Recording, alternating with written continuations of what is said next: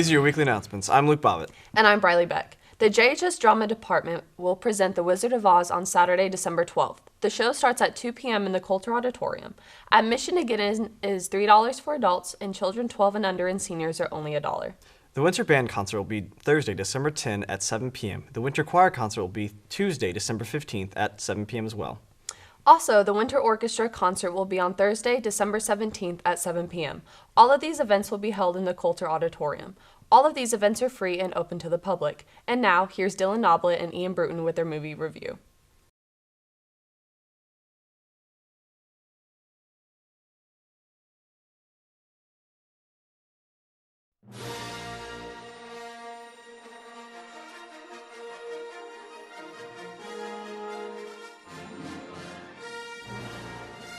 Thanks guys, and welcome everyone to A+ Reviews. If you can't tell what kind of movie we're reviewing this time, it's time for you to leave.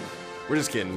Quick announcement though, we will not be getting to The Force Awakens until after Christmas break, mainly due to our own personal schedules and not being able to get tickets right now. I mean, the thing's sold out in like 2 or 3 weeks. Yeah, people love their Star Wars. Instead, we will be looking at the first movie. Yes! Chronologically.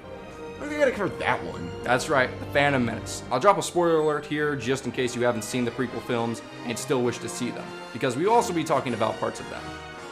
I'm gonna start this one, I guess. First, the film follows Obi-Wan Kenobi, played by Owen McGregor, and his first master, Qui-Gon Jinn, played by Liam Neeson. They are sent by the Supreme Chancellor to negotiate with the Trade Federation, and we've come to our first problem. If you're gonna say this film is for kids, then why weigh it down with so many politics and exposition?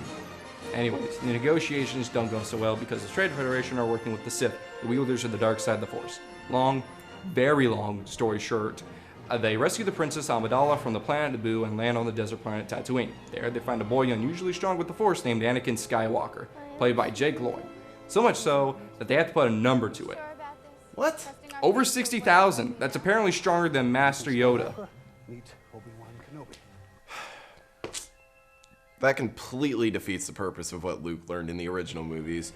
Do or do not has no meaning now because Anakin is just stronger. Later, a new Sith Lord shows up after many years of thinking that the Sith were extinct, and that's about as far as we can go. Trust me when I say we could take up the entire weekly announcements with just our review. There's so much to say. Let's get the major critiques out first. To go down the list, there are too many side characters. There's too much exposition. The acting is severely worse. Every Jedi talks with the same monotone voice, even Samuel L. Jackson. They replace too many practical effects with computer-generated imagery. So really, what did this film do better than the originals? Lightsaber battles. Heck, battles in general. The movie has a great villain in it named Darth Maul, who is, in our opinion, a great take on the dual villain because Vader, he just wasn't going to be here. This is before his time. We needed a great bad guy. And honestly, it seemed like it was going to be the case with Darth Maul. He's more coordinated, nimble, and fast, and really puts Qui-Gon and Obi-Wan in a bad position. All the lightsaber battles got better and better as the films went on. But this film is far from averagely good. And that's all for this review right now. I'm Dylan. Did you forget something? We're not going to talk about it, Ian. We're gonna talk about it. No, we're not. We're talking about it. Ian, the last time, we're not. Fine. Jar Jar Binks was the biggest mistake in cinema history. He served nothing to the plot and gets in the way. There is no backstory, emotion, or any discernible reason to care about him. He's just there. He's the reason everything went bad. I want to see his skull and The Force Awakens. The Phantom Menace gets a 50% F-. I'm Dylan Noblet. And I'm Ian Bruton. Class is dismissed, and may the Force be with you. Thanks, guys. Need a Christmas gift idea for someone special in your life? Prom Committee will be selling Santagrams for $2 during lunch starting next week until December 16th, and will be delivered the last day of the semester during 4th hour. Tomorrow, there will be an ugly Christmas sweater contest. The transitions class with the most participants will win a prize. Now, with an update on winter sports, here's Cooper Duckworth. Thanks, guys. Winter sports is officially underway. The Lady Eagles basketball team traveled to Monette this past Monday and picked up a 48-37 win. Bang, bang! Keep on racking up buckets, ladies. The wrestling team plans to continue their success with their home duel this upcoming Tuesday. Pin the win, Eagles! Get the W! Your Joplin Eagles basketball team travels to McDonald County this Friday. Get win number 2, baby! The boys return home next Monday against Lebanon. Come on out for some Eagle basketball and cheer them on. You know I will! Back to you. Thanks, Cooper. FTC's Intro to Medical Science class will be hosting a school-wide blood drive Friday, December 11th from 9 a.m. to 3 p.m., located in H Hallway. The last day to sign up is today, either in D220 Miss Harrison's room or during all 4 lunches at an assigned table. You may donate if you are 16 years or older and weigh at least 110 pounds. If you are 16, you will need a permission slip, which the sign-up students will have, or you can pick one up from D220. Now here's Amy and Max with ideas on what you can get your friends for Christmas.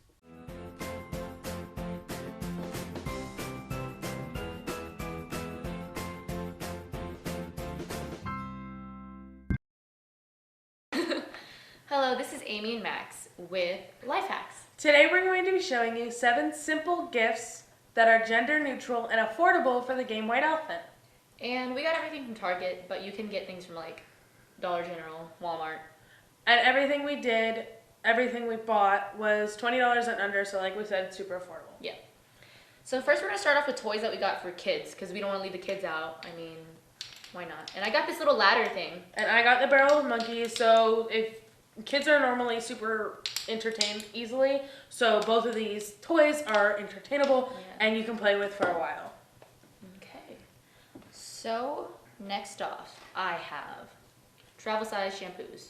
You never know when someone will need it, and it may be very useful. Road trips, concerts, so why not? Why not? Why bring your entire bottle of shampoo when you can bring that tiny little case and be good for 2 days? Yeah. Next, we have the USB Hub Man.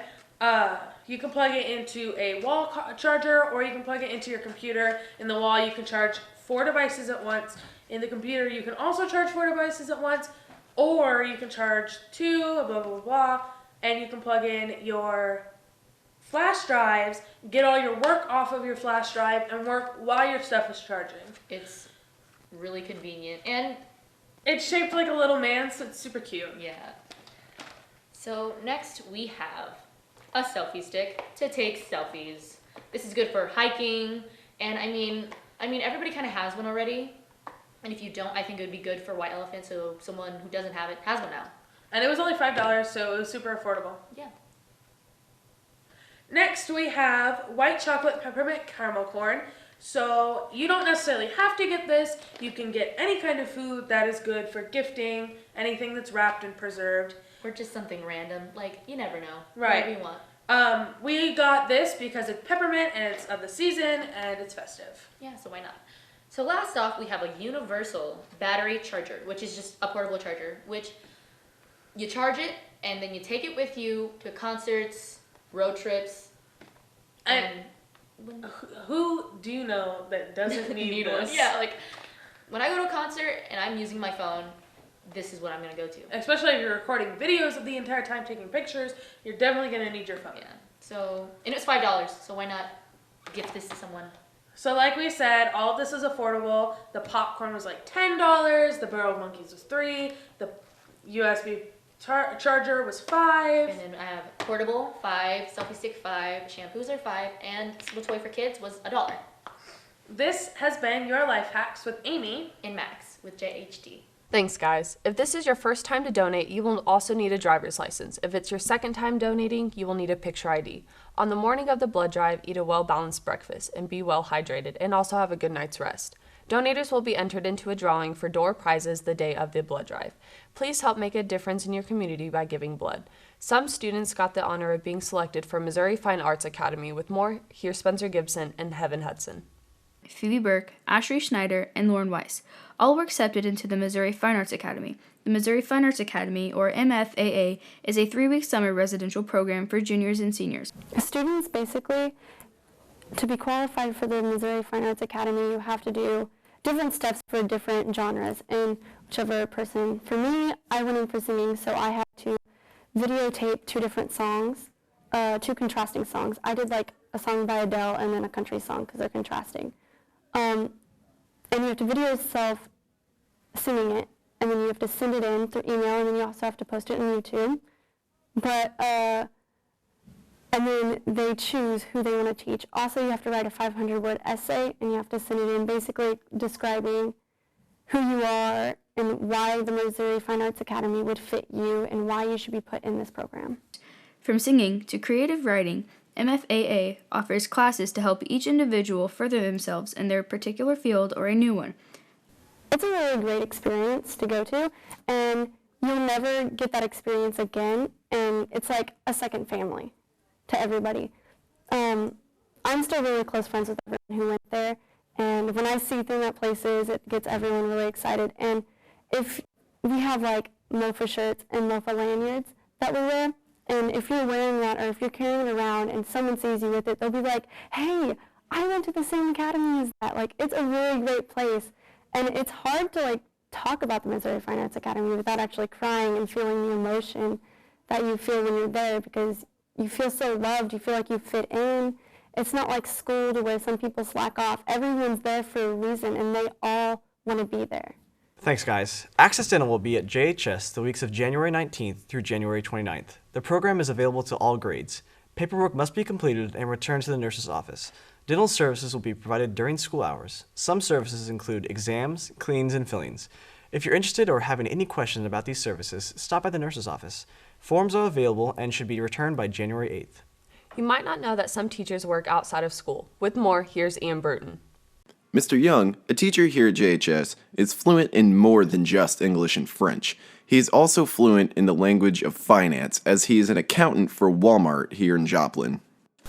I worked for about 13 years at the 15th Street Walmart.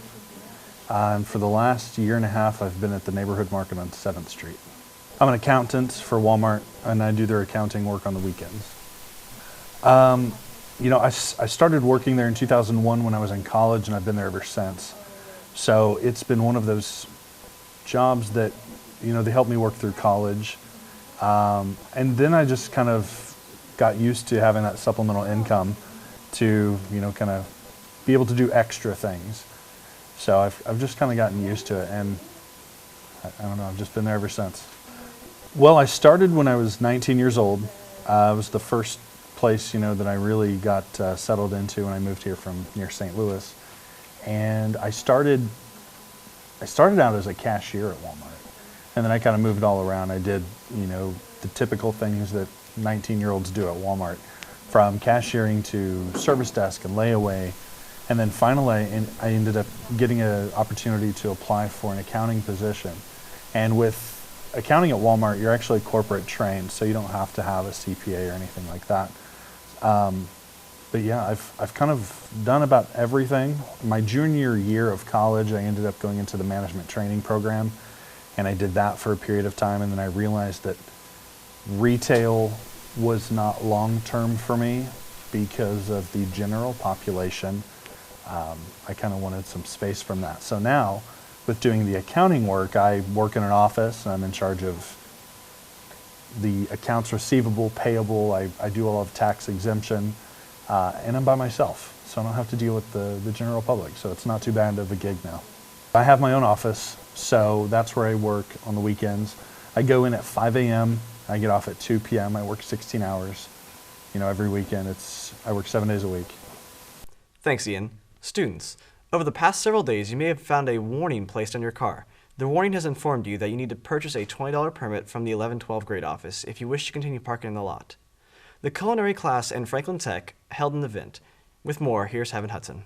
I recently spoke with Jennifer Birksdale, the culinary arts teacher at JHS, about the holiday tea event that was held in Franklin Tech. We are having our annual holiday tea this year, and we are showcasing our students' gingerbread projects this year. The purpose of the tea is to offer a little holiday event for the faculty and staff at JHS and FTC. The students also baked holiday goodies to share with the staff. We had the visitors vote on their favorite gingerbread project, and so we will find out who the winner is tomorrow. I joined because I always loved cooking, and I always helped my mom cook when we were making dinner. I've always been into making desserts and stuff, and culinary arts was a good idea because we always made a lot of sweets in there, and we always cook every single day. We have a fence around our house, and getting it to stay up and stay where it's supposed to be was hard because it kept falling down. But other than that, just getting everything to stay on a certain way was the hardest part. Thanks, Heaven. These have been your weekly announcements. Have a great week.